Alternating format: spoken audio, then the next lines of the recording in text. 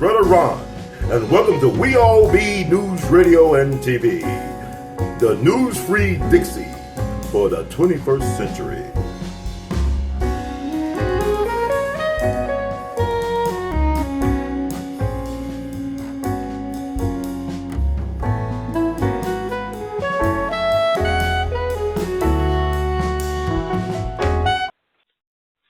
We all be honored to have on once again the one and only, the truly beyond category, the Honorable Judge Joe Brown. He's going to bring us his thoughts for the day about what's going on in the news cycle and beyond. How you doing today, sir?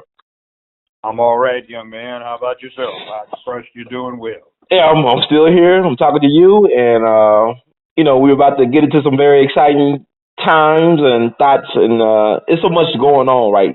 You always say it's bread and circuses. A lot of distractions going on. But yeah. I want to get more people to focus on key issues that we need to know about, and who better than you, Judge, to bring us the word on the things we need to be hearing and need to be focusing and studying. All right. So I want to ask you, because people we like gossip. I guess it's human nature to like gossip and things that are salacious. Get your thoughts about the current updates as it relates to Jussie Smollett. Your quick thoughts on that and what you think will be happening to him in the very near future. The 16 felony indictments. Say that again, Judge. You mean his most recent 16 felony indictments? Yes, sir. And whatever thoughts or insights you might want to share, because you worked on both sides of the law. So, well, let me just say this. Everyone's presumed innocent until proven guilty beyond a reasonable doubt in American law. He's entitled to his day in court. Now, a thing that needs to be kept in mind is that proof beyond a reasonable doubt is one thing. The actuality of the situation is another. Like, for example, speaking of Chicago, it's very clear that Al Capone was at one time the crime boss for Chicago, and a lot of people got done in on his orders. But they never could get a criminal case on him of the usual sort. They took him down with tax evasion. Now, what has been alleged is most interesting when it comes to Justin, that's his real name. Jesse, as he calls himself, spelled Juicy, Smollett, Juicy Justin. He seems to have been collaborating with someone that seems to be his kin, Kamala Harris, who is a Hindu Brahmin. And the purpose was to get an act that had been tabled over and over again that John Conyers introduced back in the 90s that would add language to the various civil rights acts that would say people who have a sexual orientation that is the result of a compulsion or an urge should be a separate recognizable category, along with race, color, national origin, religion, sex, and medical condition. Now, I never could understand how somebody's choice of sex in a bedroom became an identifiable class that opened them up to discrimination unless they opened their mouths and told somebody about it. I mean, most of us don't go around first thing out of our mouth when we're in polite society telling somebody what our bedroom practices are. But in any event, they wanted that added. That includes everything from the LGBTQ crowd to the P crowd that's trying to add itself to the list. That's pedophilia. And that should be taken into context of some of the people who did push for this, who are also trying to get the age requirement for sexual consent removed. That's what pedophiles want. and they've gone underground, but we still have NAMBLA's influence, NAMBLA, the North American Man Boy Love Association. The FBI got on them so badly that they sort of dispersed, but they're still active. Now, this thing was going nowhere until after Jesse Smollett gets back from campaigning for his, it's been reported, aunt through her sister, that is Kamala Harris. And the same evening he gets back in town, this allegedly staged set of incidents takes place. The very next day, Kamala Harris and Cory Booker, senators, start calling this dead on arrival act the anti-lynching bill. And with that inference that it's got something to do with black people now on the table, it passed. But examining the bill shows it did nothing for black folk. It doesn't add any protection to us. We got nothing out of it except our name thrown around, and what we did to set things up years ago put to somebody else's use, and I can guarantee you they will enforce the act more vigorously on behalf of the new addies than they ever did for us. But we've had anti-lynching bills that have long been the law, and Knight Rider bills that have been around 145, 150 years. It didn't do anything for us, but they used us, straight black people, to add something for the LGBTQ crowd.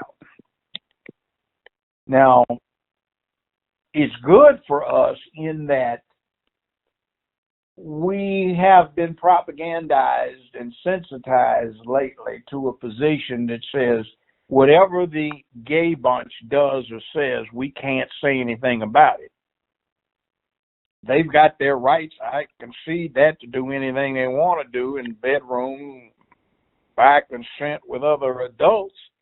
But when they start dealing with social and political policy, they're just like the Republican Party, the Green Party, the Democratic Party. All bets are off. They're wide open to castigation, criticism, analysis, and every reasonable legal effort to subvert what they do in favor of somebody else's political or social position. So that's good. They put themselves in a situation that kind of runs afoul of B.B. King's thing of never make your move too soon. You know how people will run 5 miles or 10 miles, you know, when they're trying to raise money for charity, and then when they get to the last 100 yards, they'll sprint.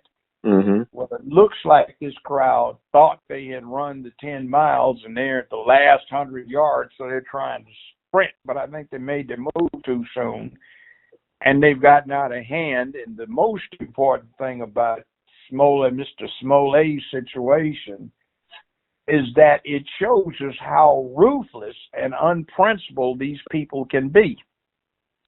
You see it all the time. They had a woman who's a feminist that wrote for Teen Vogue, and she said it's all right to ruin a man's career with false accusations if it helps out the feminist cause. That's not good. That's low-lifed. That's the behavior of a low scoundrel.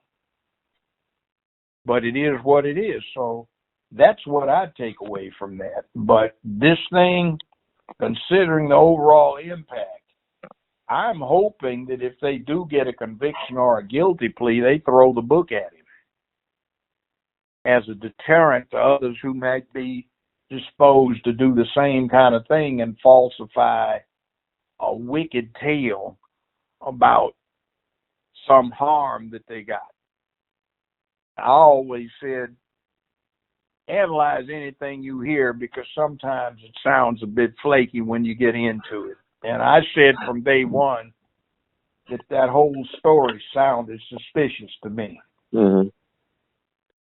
but it is what it is. So yeah, let's move on from that one. I find it distasteful. Well, I want to ask you about this because when I thought about the situation and we found out that he quote unquote lied. I was thinking about the Susan Smith case back in the 1990s, where white woman said that she was carjacked by some black men. They kidnapped her sons. Come to find out that she actually killed her sons by driving her car into the lake. Or you think about even the white people recently that have been filing false reports. Let me tell you something. Mm-hmm. I personally witnessed an incident. I was across the street, and there was this drunk white guy. And he was dating the daughter of another drunk white guy. Mm-hmm. And he and these two white guys got into it. So the white guy that lived there stabbed and jumped in his car and left. So when the police came, this clown tells them that it was two male blacks in a red Camaro that tried to rob him and stabbed him. So I walked over, identified myself as a criminal court judge, and I said, I witnessed the whole thing. It wasn't two male blacks. It was the white guy that lives here. They were arguing about the guy that got stabbed dating his daughter. And then the white couple walked over and said, oh, my God, Jesus Christ, it wasn't no black man. It was a white man that stabbed him. Wow. So they started treating him wrong, like he was dirt, but he was. But see, I saw that. It happens quite often. Mm-hmm. So with that said, how long you think he should serve time? Like you say, they should throw the book at him. How long? Well, it depends upon what the law is in Illinois. The first set of indictments, the crime carried 3 years. Now, he's got 16 counts of other felonies, and I haven't taken the time to look up what the range of punishment is. But you say he should do some extensive jail time, or? He should do some jail time. Okay. Considering his proclivity, he might get happy with it, a little rough trade, but... Well, now they're blaming that there's rumors going around that the Empire may be canceled because of this situation. Well, I think it's interesting. I don't think that it would be canceled because of this. I think the Empire has been suffering low ratings for a while. Well, it has been. And frankly, I wish they would cancel it. The first few episodes were interesting, but then it just became gay propaganda. And they have a right to do it, but I don't approve of it for ordinary consumption because there are too many youth, too many millennials that get adversely propagandized. Mm-hmm. Now, could it be possible? I mean, because about Hollywood, you experience it firsthand. We know the history of them like to fix things, and Chicago is a fixer's town. I mean, Mayor Rahm Emanuel, his brother is the biggest agent in Hollywood, Ari Emanuel. Is it possible that Lee Daniels or even 20th Century Fox could have been involved in this whole thing to boost ratings for Empire? Maybe, but I think the people that were involved, Cory Booker and Kamala Harris, who were trying to get John Conyers' act that had been tabled for more than 20-some years passed to get that language in there for the benefit of LGBTQ. And I thought, looking at that circumstance, because immediately I said, I wonder if this has got anything to do with this. He would have been a hero for that cause. Now, he'll be bigger than Kaepernick. I mean, I could see him like being a global icon. You're right. But is it possible that he could be suicided to be quiet, to be kept quiet? Like if he decided to tell the truth about the people behind this, they would probably suicide him. No, I don't think they would. You don't think so? Okay. No. I just think it's strange. Like you said, it didn't add up. He ain't worth killing off of this. Usually if you're killing somebody, it's about money. And Hollywood folk don't really have a damn nerve. See, I got Most of them are too much on the punk side anyway. They talk, they backstab, they're vicious, deceitful, dishonest, and conniving, but they grin and drink and get drunk together after they've stabbed each other in the back. Well, sometimes they stab you in the front, right? Very seldom. Always usually something sneaky. Okay. Well, I got to ask you, 'cause I mean, Chicago to me seemed to be some type of psyops. I mean, I think America is becoming Chicago-wise because I got to Well, ask you yeah, about. but Hmm. he doesn't live in Chicago. They tape it in Chicago. They wanted Right. the backdrop. See, the whole thing about Empire, I object to in terms of negative imagery for black folk. Hmm. It's not a black family that made it trying to do legitimate business. These folk are gangsters, drug dealers, drug users. They are vicious. They are underhanded. They double cross each other. They have no morality and no integrity. And it's nothing but a glorified soap opera. And I'm so glad that that obscene garbage is no longer on TV for the most part in these judge shows, one of which I had drove them out of business. Mm. Just But leave. but the fifth season premieres tonight, right? Is the fifth season? Yeah, well, it may be, but it's 5 seasons too long. It's filth, and the American public doesn't need to look at it. They have been continuously glorifying dysfunction and inappropriate behavior for too long. I agree. It's kind of hard to watch. I mean, it's been a while since I looked at Empire. Kind of lost. It was too much about pushing that agenda.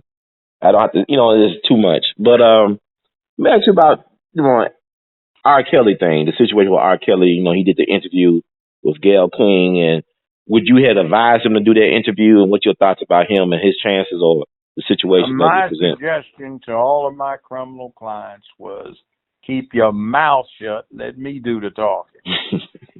Anything you say can be used against you, whether or not you said it to a cop or otherwise. Now, again, R. Kelly is presumed innocent until he's proven guilty beyond a reasonable doubt. But let's be candid. Something's wrong with him fooling around with all those young girls. And I suspect what is going on is because he has a problem with literacy. A grown woman kind of overwhelms him, so he likes dealing with children so he can feel like he's on top of the game. Do you think because he was abused by older women when he was growing up, could there be like a psychological You can't thing? be abused by an older woman sexually. You can be mistreated by your mama, grandmama, and aunts in terms of what they do to you around the house. But that's basically loudmouth sapphire stuff that you find in a lot of black homes these days. There's no excuse. So you don't think a woman could take advantage of a younger guy? I mean, an older woman. Sexual? Yeah. You got to have a hard on to do anything, so somebody's exciting somebody. I mean, yeah, you can have a hard on, Jib. I'm saying your mind ain't developed as yeah, a but it used to be called educational. Mm-hmm. I don't buy it. Boys and girls are not the same thing. Something is worth killing somebody over for doing to a young girl. If a woman does it to a young guy, that's just educational. So you don't think R. Kelly could have like they say his older sister took No, advantage? he's just a lowlife. And if his older sister's been doing that pharaonic thing with him, then she's sick and he's sick for trying to back it up. But would you consider him a monster though, or he's just sick? Would you call him a monster? Well, let's put it this way. It used to be that the lowest person in a penitentiary was a pedophile. Mm-hmm. I really think that the death penalty is useless in deterring homicide, but it is an appropriate penalty for a child molester or a child rapist. Oh, let me ask you this. Involved in criminal law for a long time. Well, Judge, what about the age of legal consent? Because in Illinois it's 17, and some places it might be 16. Yeah, but these girls were 14 and 13, and also somebody that needs to be prosecuted, the parents. Okay.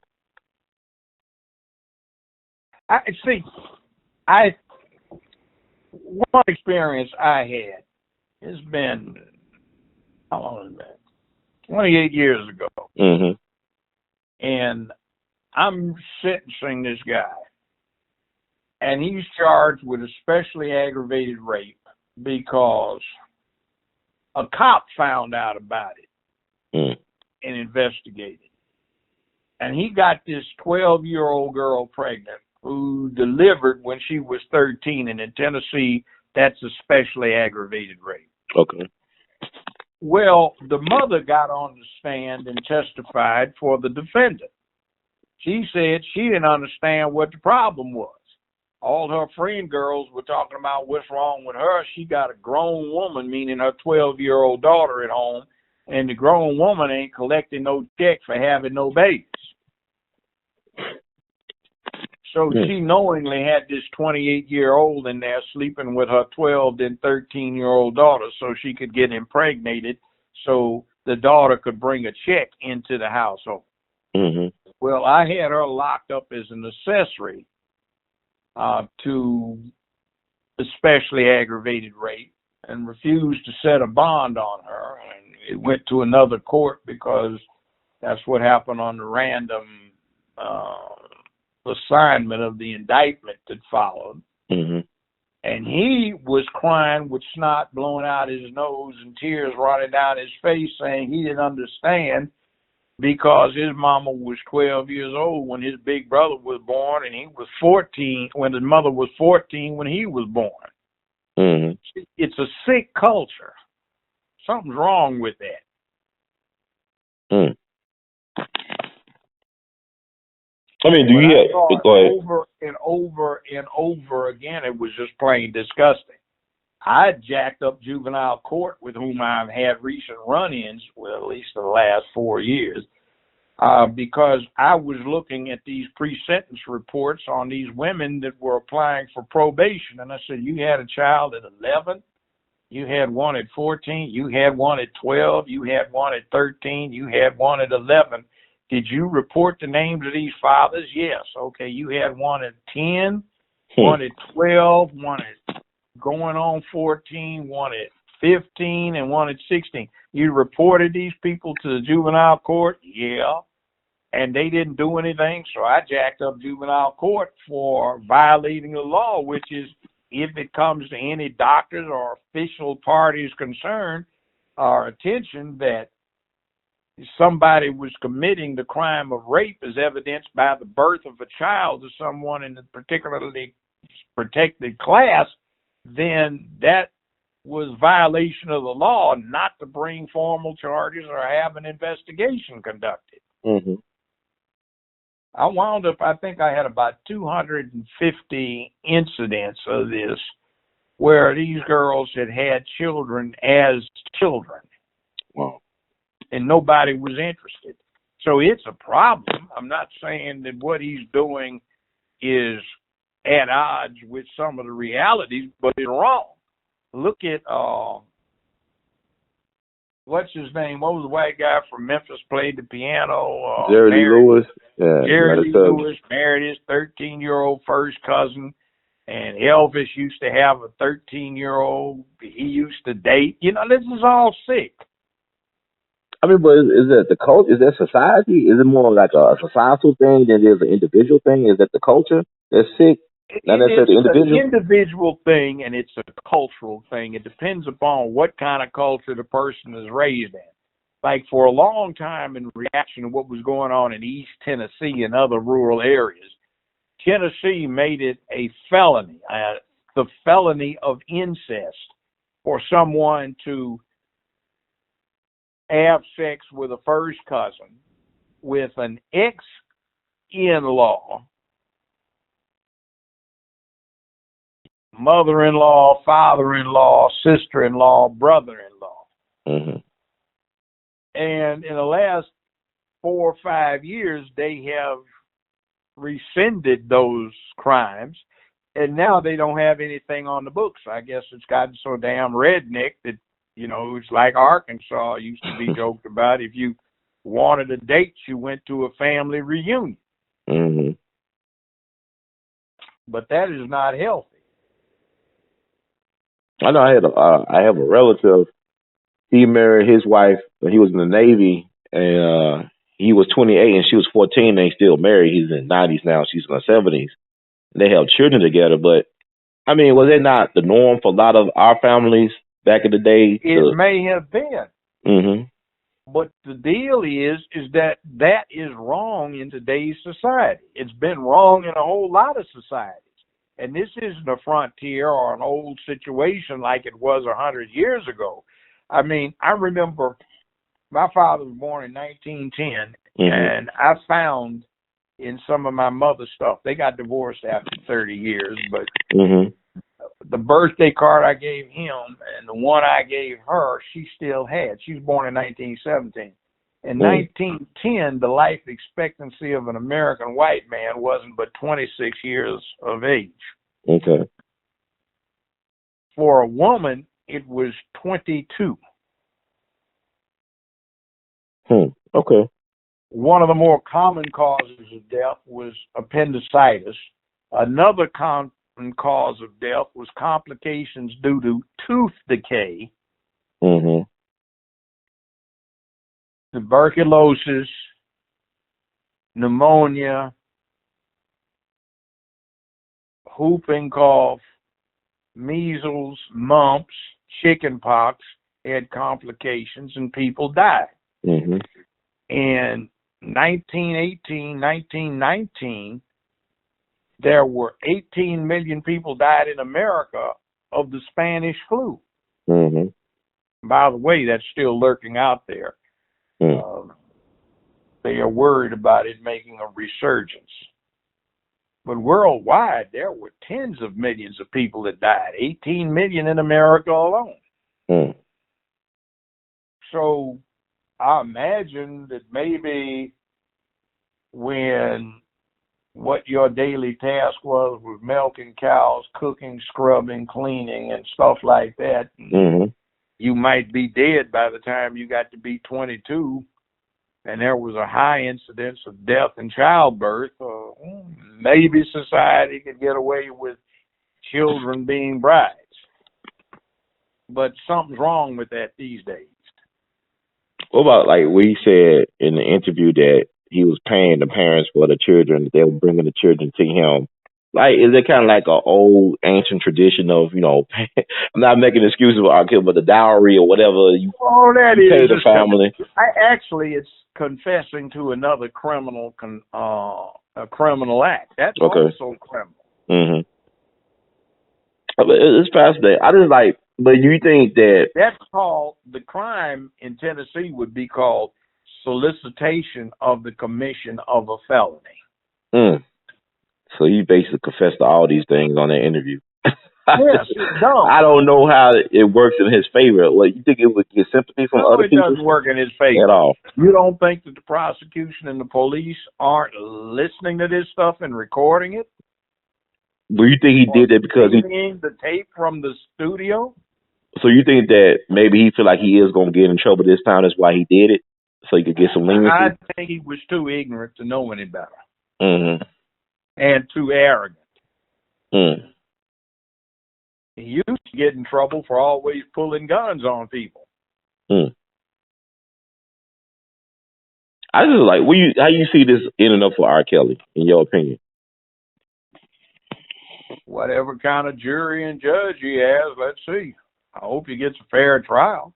But can he get a fair trial? Yes.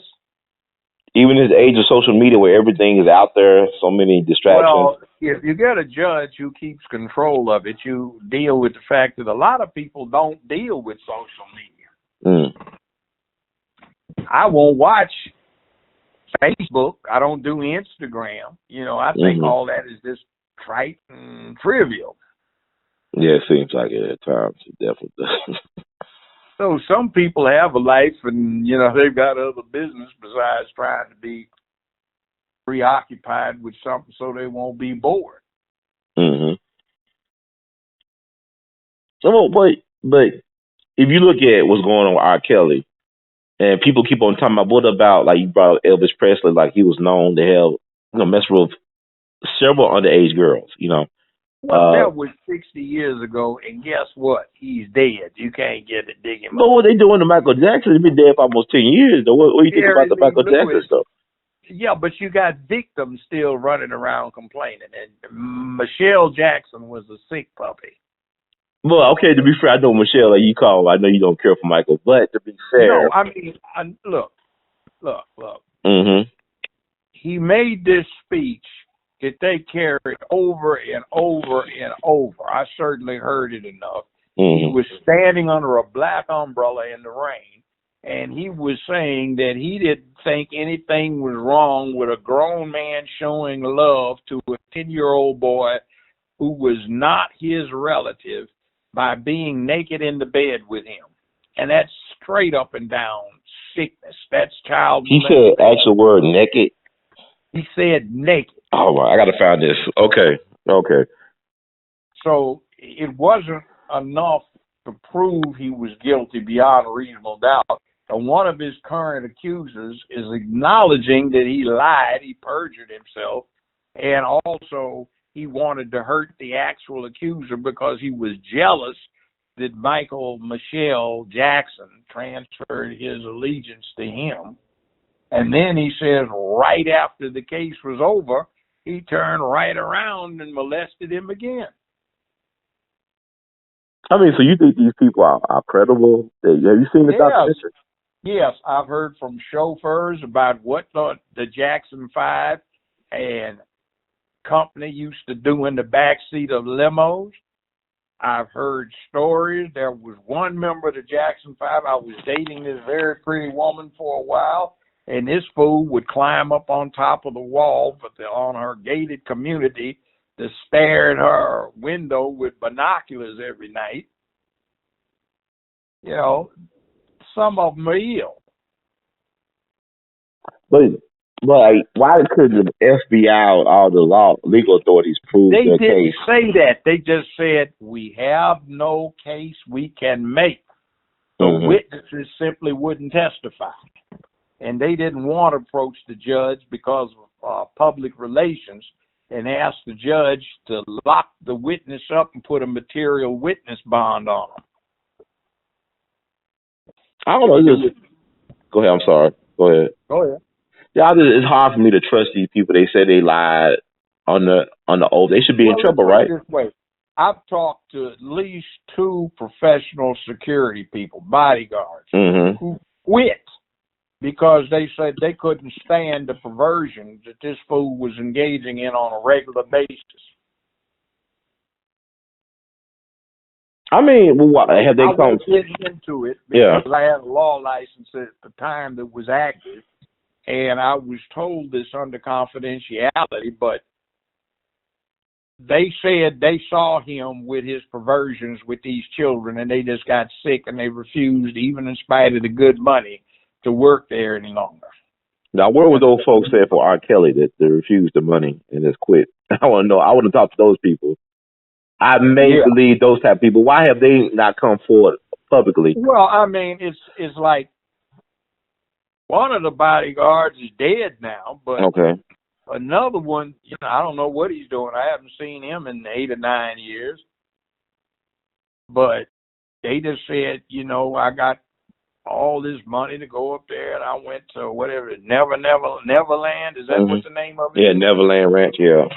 Yeah, I've seen it. Rode a bike by it during a bike race one time, or bike ride thing for charity. And he just said he got out there. He couldn't stay the week. He just said he was out there naked, shaking boys around, naked, playing with them. The photos and the films. Somebody got to held some of this stuff out there. That's what I'm saying. It's hard for me. I don't know about guilt or innocence. They couldn't prove their case. Compound, and he had apparently one part of the house was well sealed off from the rest.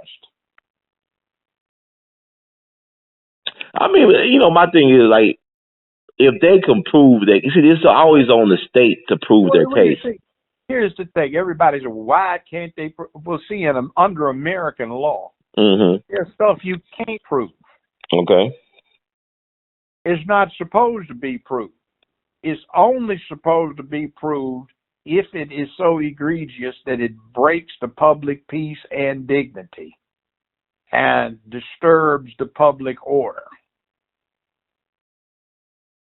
But it's like, Judge, it's in like... other words, everybody goes to Super Bowl parties, right?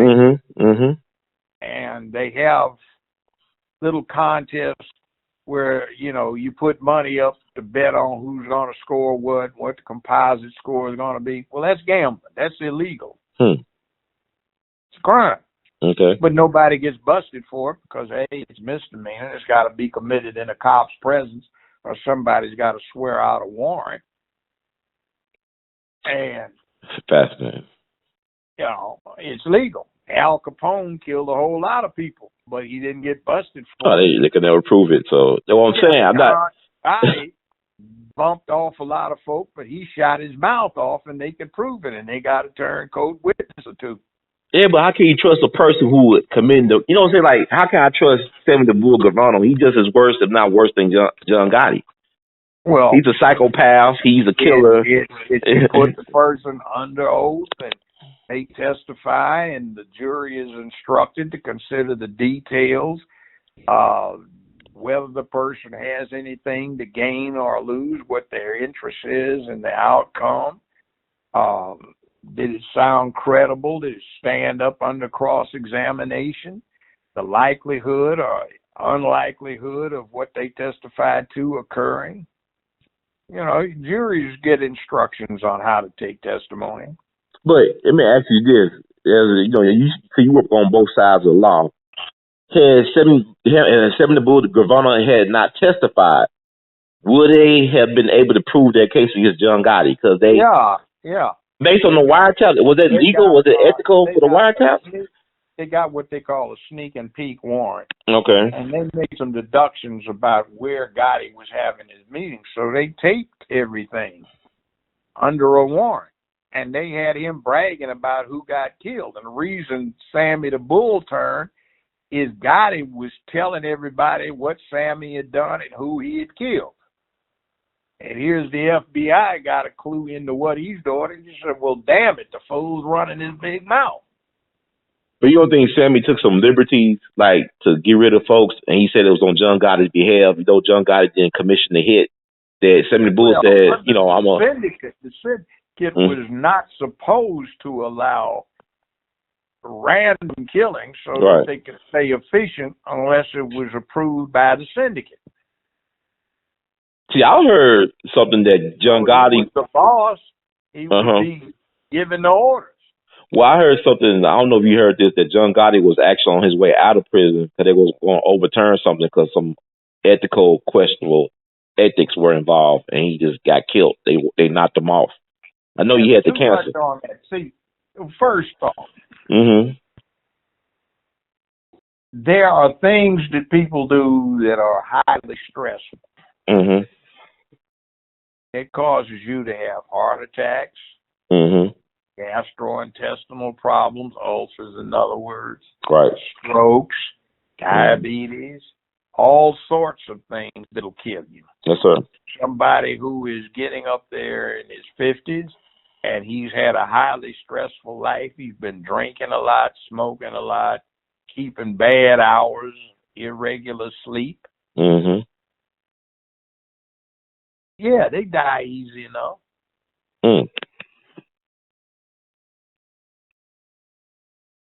That's an interesting spot. I look at it as I call it the legal system, not justice to me, but it's like what you can prove, right? So I'm saying, well, yeah, but see, there's this thing in America and before that in British law about prosecutorial discretion. Federal law is a bitch. They actually allow under federal law a U.S. attorney or a local U.S. attorney or the U.S. Attorney General to deliberately bring a prosecution against someone that they know they can't get a conviction out of for harassment purposes or to bankrupt the individual. Wow. So they actually, wow. I know, to me, the only way they can get somebody sometimes is to entrap that person. So they got to break their own laws to get the people. Yeah, but, I mean, sometimes it's not even necessary. They got a fairly weak case. The grand jury only hears one side of it, so they return an indictment, and then they throw so much at them for so long that the person's got a ruinous attorney fee bill. See, this is what I'm saying. This is crazy. This is like, you actually say you admit this because you understand the law on both sides. You work both sides. Sometimes so this is what the system does. Somebody knowing they can't get a conviction, but they want to bankrupt the guy or ruin his finances or make him suspect for anybody else to deal with. See, that's the thing. It's like with it goes back to the OJ stuff because you could easily prove. I read an article in the Los Angeles Sentinel. It was a black photographer that was at the OJ trial, the murder trial. There was only one or two black photographers. He took some of the most iconic pictures of the trial with OJ smiling and stuff like that. But the thing about what he said was that what he saw in the courtroom every day for 15 months was totally different from what the people was getting on TV. Well, yeah, you know, way different.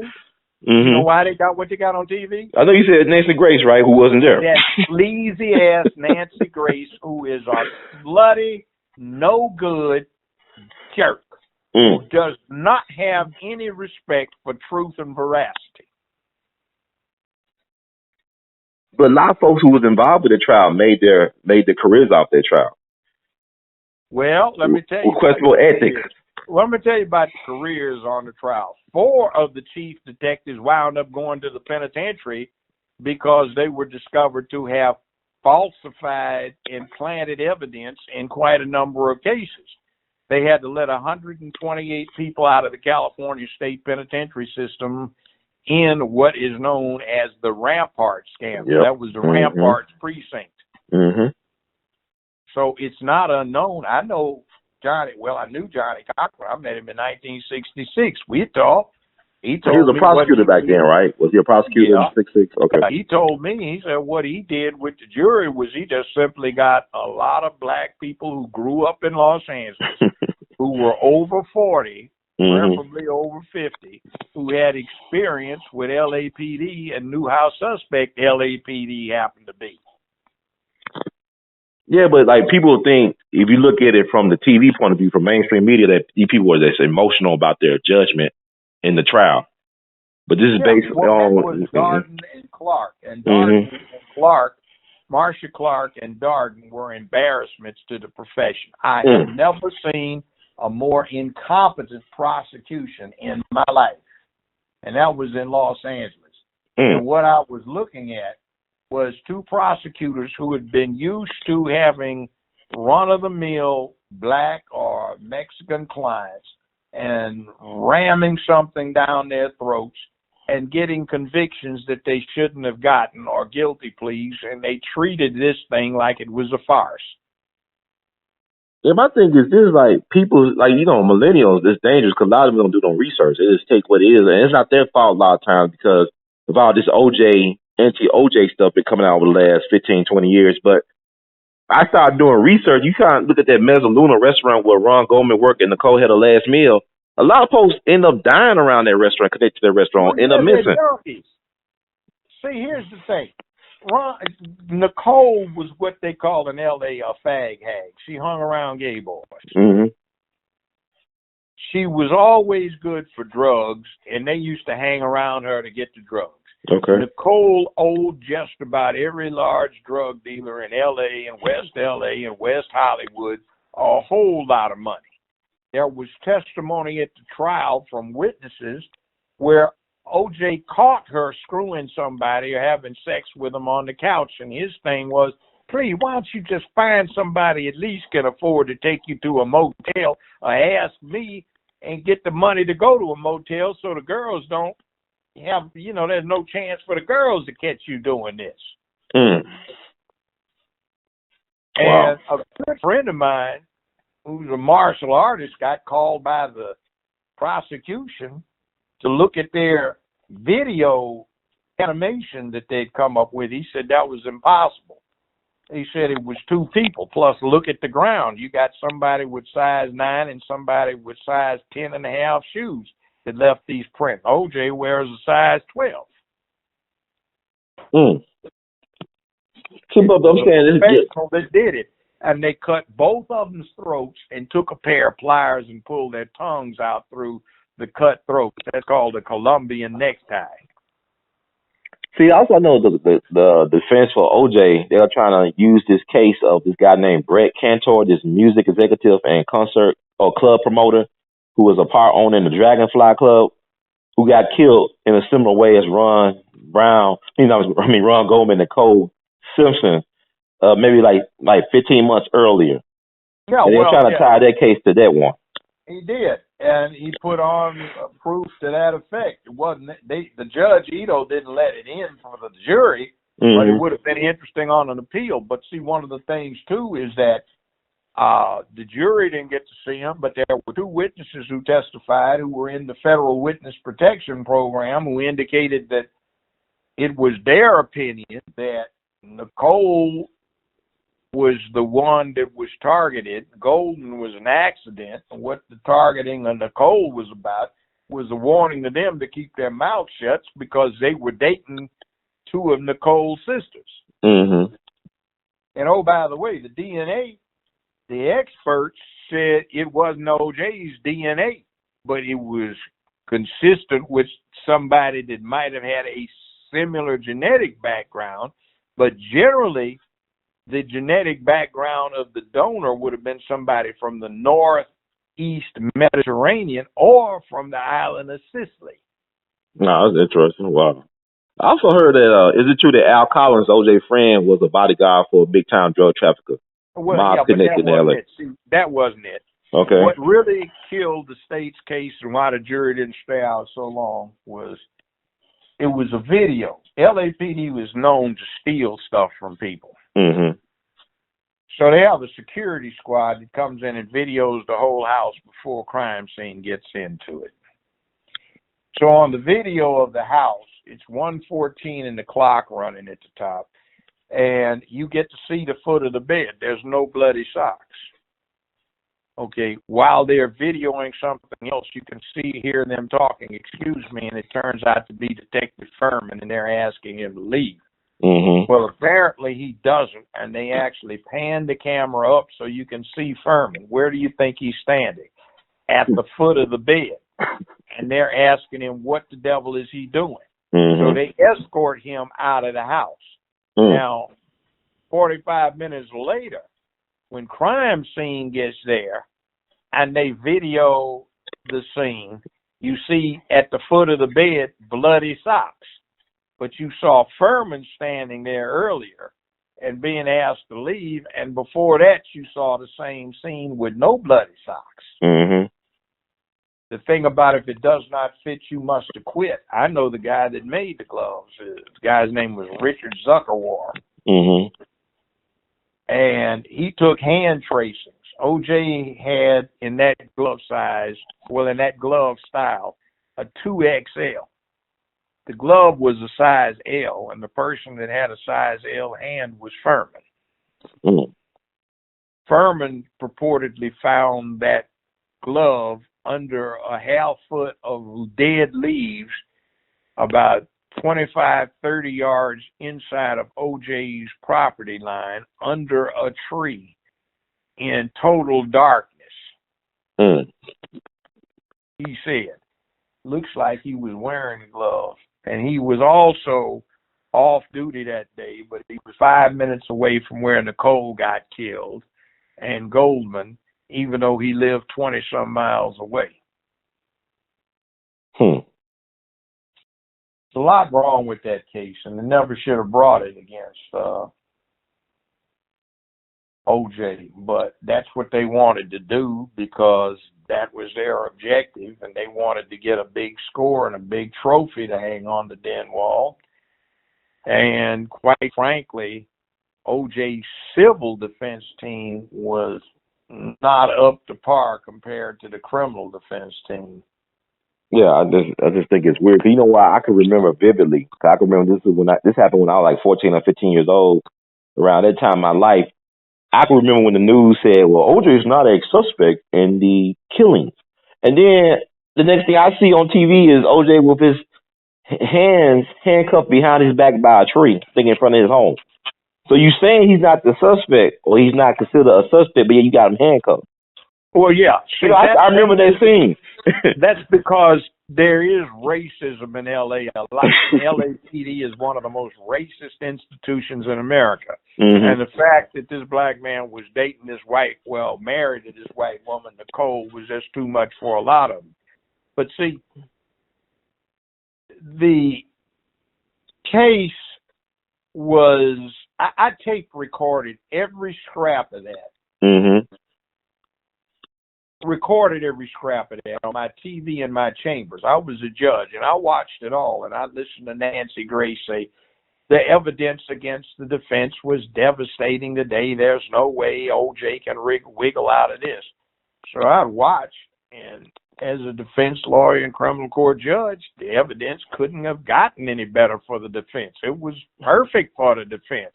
Mm-hmm. But she was saying it was overwhelmingly against the defendant, and there was no way the jury could disregard that. In other words, she was a former prosecutor. Right. And she was rooting rah-rah for the prosecutorial team. She does not has never liked strong black men, so she wanted him taken down. She's a feminist, and she's a liar, a sneak, and a cheat. That's Nancy Grace. And she was trying to get established in Hollywood. So she did this as her jump-off point and made the case into something it never was even close to being. Yeah, so I talked to some judges who went in there and just said the prosecutors were pathetic. The jury was just looking at the ground, shaking their heads in disbelief that they were being so awful. So you said the jury was open to hearing the prosecution case, but it was this week. Well, after a while, all that jumping up and down, objecting, and the clowning and carrying on that Darden and Clark were dealing with, it just turned the jury off. They just, oh, please, will you sit your ass down? Mm. That's the person that told me that was the chief administrative judge for L.A. County Superior Court. I'd recruited her to law school. So she let me see everything in the evidence room. I'm not understanding. Yeah, well, sorry. Case. What was the last part, Judge, you said? They had a weak case. And also, what about, is it familiar with the phone records, like allegedly OJ had contact with Nicole's mom, and they won't release the phone records involving that? Well, it's his ex-mother-in-law and the grandmother for his daughters. Mm-hmm. You'll notice that at least one of the daughters doesn't want to have anything to do with the Nicole side of the family. Okay. Now. Oh, OJ Nicole's daughter don't have nothing to do with that, with mama's side of the family? Well, I don't think, it's hard. Like, the timeline don't make sense. Like, how can you catch a red eye to Chicago or whatever and not have all that? How you get all that blood off you? And why your Bronco? That's what my friend who was a witness said. There's no way you could get that blood off of you and get on an airplane. And not have your interior of your car that's messy. Because unless you took a shower at Nicole's place. Nancy Grace implied the car Bronco was full of blood. But on the same day she said that, the people that operated the storage and towing facility for LAPD said they went over the Bronco with a fine-tooth comb. There wasn't a drop of blood in it. But after locking it in a special compound that they didn't have the keys for, 11 days later when they were directed to bring the Bronco to the crime lab, they said then it was covered in blood. That's crazy. They should have took pictures before they locked it up then. Why they didn't take any pictures of it? Or were there pictures? In other words, the people that would have been taking the pictures were the ones that put the blood in there. This is some crazy stuff, man. But people ain't gonna believe this. They believe Fox, like that People versus the OJ mess with Cuba Gooding Jr. It's crazy. I saw all the evidence, and I heard every scrap of that trial. I heard what the jury heard, and I heard what the jury didn't hear, and because I recorded it. And that was pathetic that they even charged OJ. As a matter of fact, as the trial developed, it was very clear to defense lawyers and judges who paid attention to it that the probable cause was indicating that Furman should have been indicted. Yeah. And at least one other person. Yeah, I agree. It's just really perplexing to me that people just can't look at this and be reasonable and logical about this. Like, white folks got the nerve to be upset when they get away with everything. I mean, the system is. I know, but see, this is, we don't seem to get it. We know these things, the discrepancies and fairness and impartiality and objectivity. But we act like, oh my God, did you just see how these white folks, well, goddamn, what's wrong with you? Where you been living all your life? Right, exactly. This is true. It's like, okay, Judge, you The got. hyenas don't get along with the lions. And the lions don't get along with the cheetahs, and none of them get along with the leopards. Yeah, but we teach our kids, I'll be honest, we blind our kids with religion and emotion. Well, not only do we do that, we teach them to be afraid of white folk. Exactly. And I want to ask you this about the white supremacy. Like people say, this is the dominant society, white supremacy. What's your thoughts about when people use terms like that? We need to get over it. That's just like 50 years ago it was get whitey. Right. And the bottom line is yes, they are at fault for a lot of things, and yes, we are at fault for putting up with them. I hear that. Because the fact of the matter is, black people as a class are not willing to vest consequence for being done wrong. They'll put that Jesus stuff in there, turn the other cheek, grin, and come up with some excuses, because to do otherwise goes against their conditioning to be good Negroes. Well, let me ask you this. It's like reparations. Okay. The focus on reparations, I'm reading on Twitter that we need reparations if we're ever going to get ourselves together. Well, you'll never get it together, because getting reparations is like a lottery. Yeah, buy a ticket if it looks like there's a real big pot, no harm. Buy several tickets. But you're a fool if you count on winning the lottery in order to keep on doing what you're doing. Well, go ahead, I'm sorry.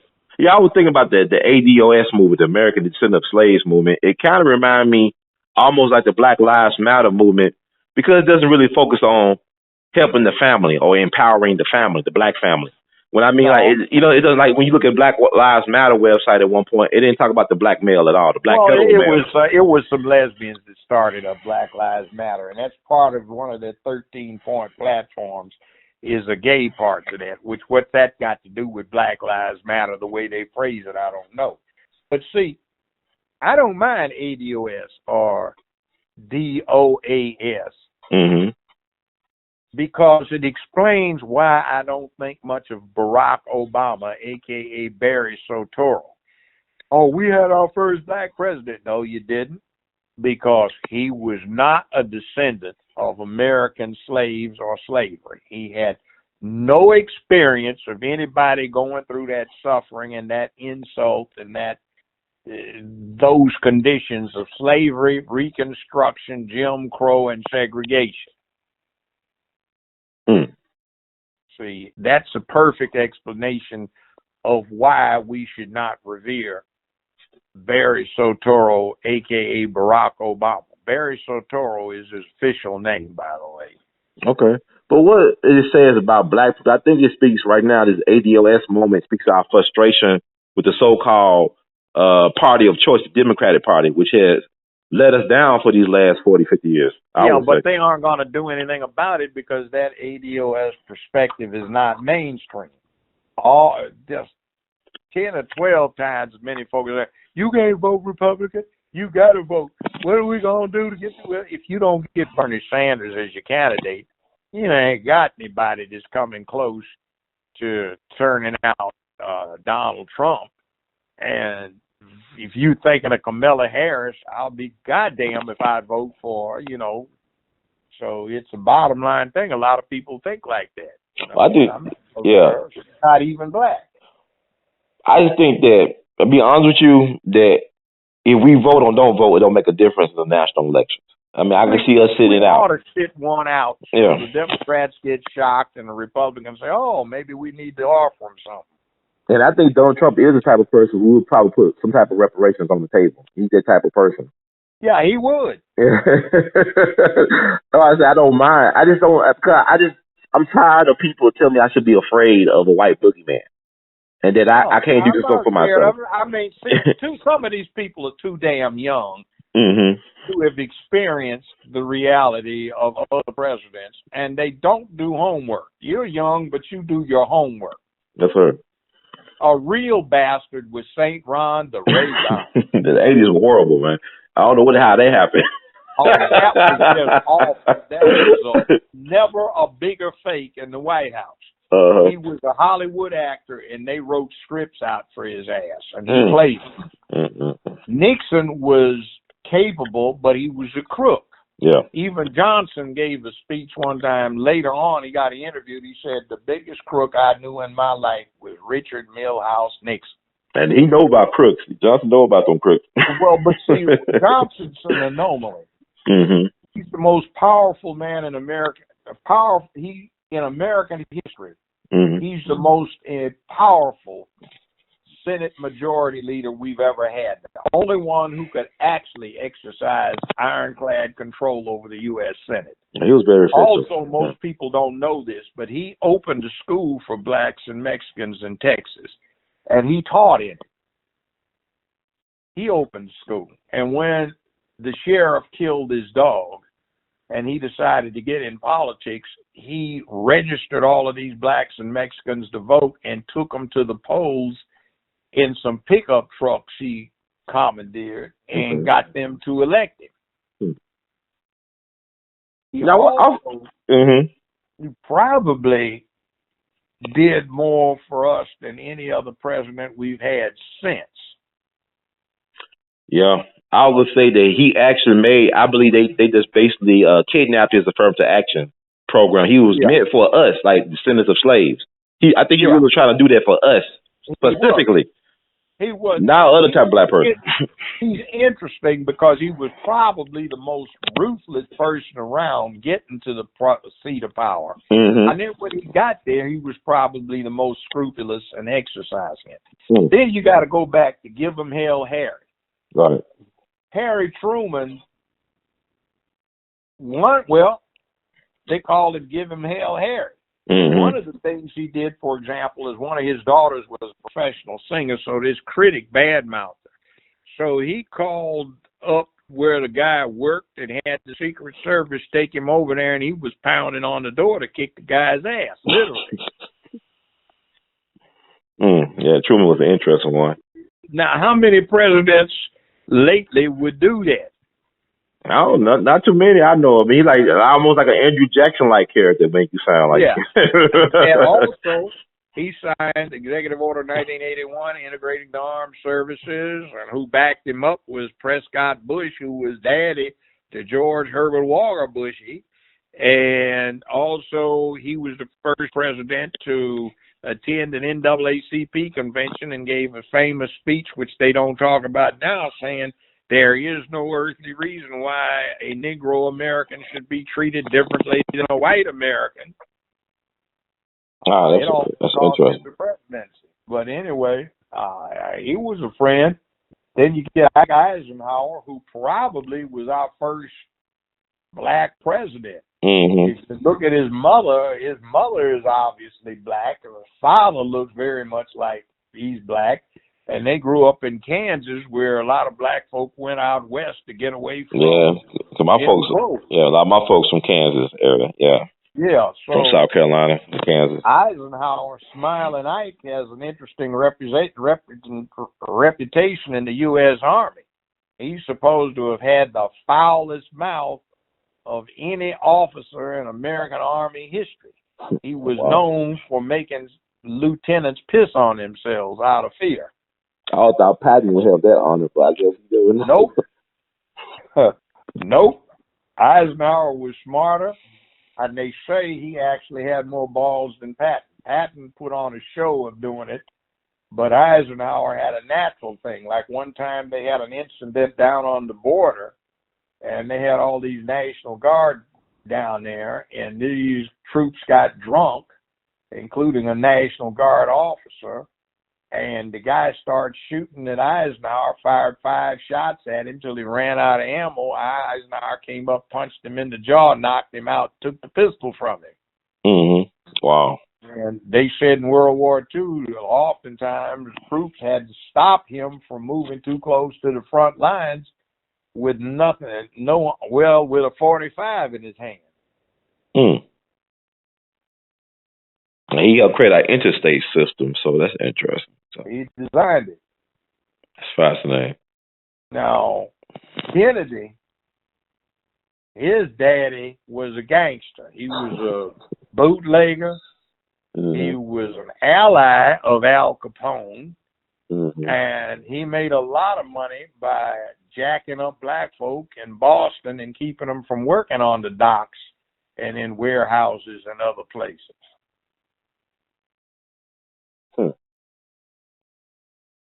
Carter was a decent man. Jerry Ford was a drunk most of the time. I know I was in D.C. doing an intern thing, and if you went out on 14th and you'd often see the Secret Service down there picking up hose to take back to the White House. Wow. For Tricky Dick. And they say in the Reagan era that the boys were in there and they did Nancy, and when they got through with Nancy, they do Ronnie because he was a Hollywood star, and he liked to bend over. Wow, it's fascinating, man. Like, I keep on thinking the people on Capitol Hill are the biggest sexual deviants and degenerates in the country. Mm-hmm. I keep on thinking that, because all that sex trafficking going on in the nation's capital can't be by coincidence. A lot of people that hold themselves out for our votes are actually LGBTQ and quiet. Practitioners, not just sympathizers. That's their business to be that way. That is their right to be that way, but they don't do anything for us when they get in office. They get our votes, but they don't deliver anything in return. So let me ask you this. Could it be that we move away just from endorsing candidates to try to create policies and agendas that we get behind and push upon the people in office? Yeah, but here's the problem with that. See, basically it doesn't work if it's not a party plank or platform, because the members of the party in the House and the Senate have to collaborate with the president if he's of the same party. Mm-hmm. And assuming that's the case, the parties come up with a plank. They get a big hassle at the convention over what the party line is going to be. And it's not up to a presidential candidate to establish it. Some of them, particularly incumbents, are strong enough to pretty much dictate the platform, but most of them, particularly those who are not in office but seeking office, they don't have what it takes to do it.